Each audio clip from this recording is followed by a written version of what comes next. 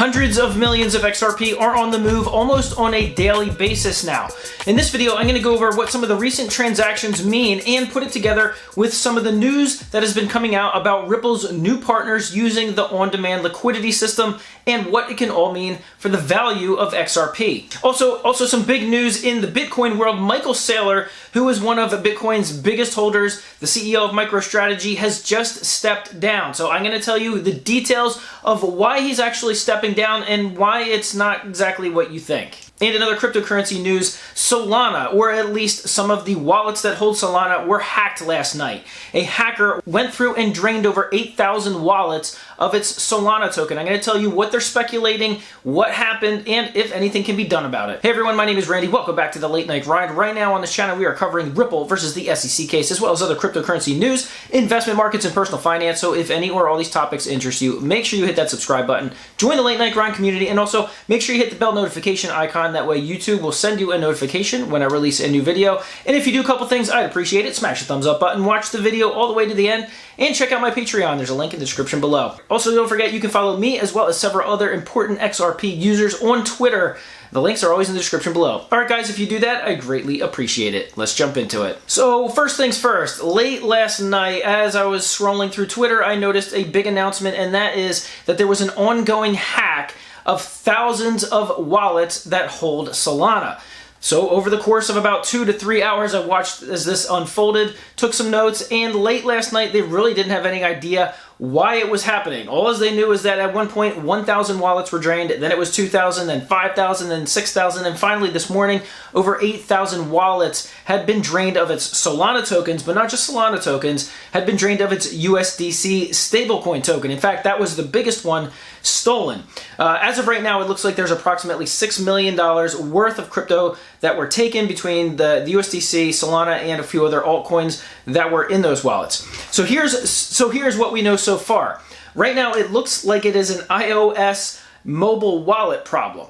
So specifically, the Snopes wallet, the Trust wallet, and the Phantom wallet were the ones that actually got hit. In fact, Phantom and Slope wallet were the ones that got hit the hardest. So what did they think happened? Well, there was a few blockchain security firms on the case very quickly, and they basically narrowed it down to specifically on the iOS system in which these hot wallets are hosted. Now, hot wallets are basically just another term for a crypto wallet held on a mobile phone.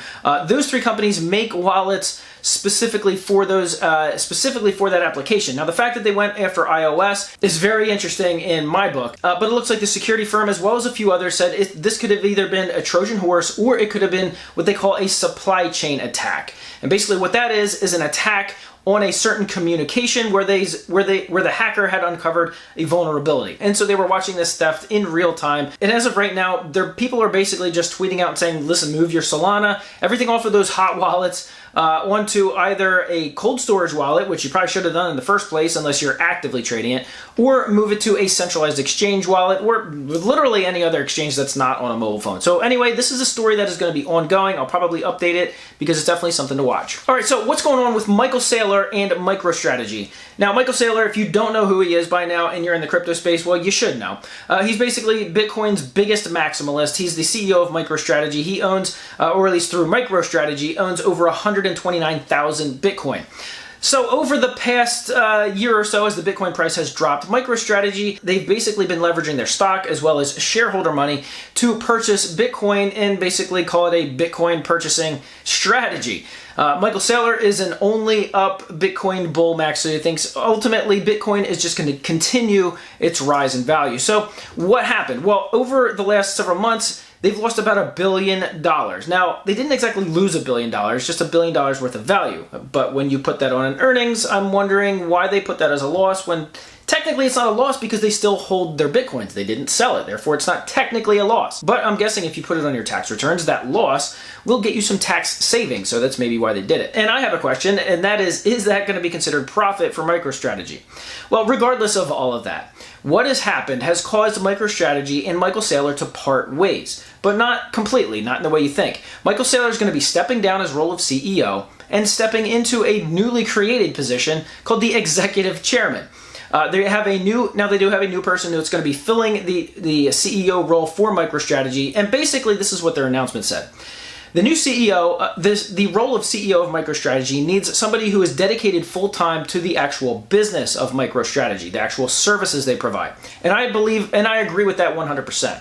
So basically what they said is somebody else is going to step into that role, lead the company, lead MicroStrategy to becoming more profitable in the long run. And Michael Saylor, who is going to be the executive chairman, is going to be in charge of A, future innovations for the company, as well as B, its Bitcoin purchasing strategy. So it basically just sounds like Michael Saylor's attempting to make MicroStrategy even more profitable, which can thus buy more Bitcoin for them in the future.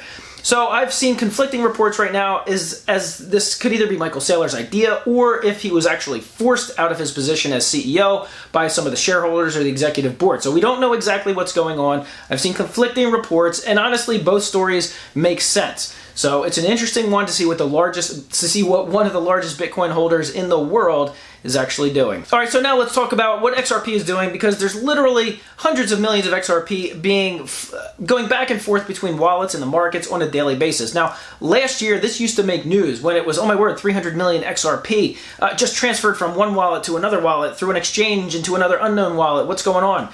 But now it seems like it's almost on a daily basis, or at least on a several times per week basis. So what's going on? Well, one of the analysis that I was reading talks about how basically the demand for XRP is starting to climb because of the growth of the on-demand liquidity system. If you remember, one of my videos a couple of days ago talked about the 9x growth, 900% growth of Ripple and its on-demand liquidity system over the past year. That's huge growth, so there's going to be huge demand for XRP. So the clients that actually use the on-demand liquidity system use XRP, of course, for all the transactions, for their settlement, and of course that's going to drive demand. So there's a few places that they've been tracking where all this XRP is going to and from. Some of it is from unknown wallets, some of it is from Ripple wallets, some of it is from exchange wallets. But ultimately, they said this is largely due to the demand of XRP being bought up by these huge institutions using the on-demand liquidity system. And this is a big bullish move, not just for Ripple, but for the value of XRP. And it's interesting because I saw Bill, who is an outside attorney covering the Ripple versus the SEC case, on Twitter give a little bit of an analysis, because what I just described is essentially why the SEC is suing Ripple. They say, well, Ripple is basically just creating demand for XRP. That's what's going to drive value, because buying XRP is an investment contract. You get the idea. But on the other side, Bill said, well, hang on. Ripple more or less created the on-demand liquidity system, and they could have used many different tokens or coins to use as their settlement token, but they chose XRP to do so for many different reasons. So it's not like they're the promoter of this system. What if they created a network of banks that used Bitcoin or used Ethereum or used anything else? Would XRP still be considered a security of Ripple, even though they still hold a ton of it?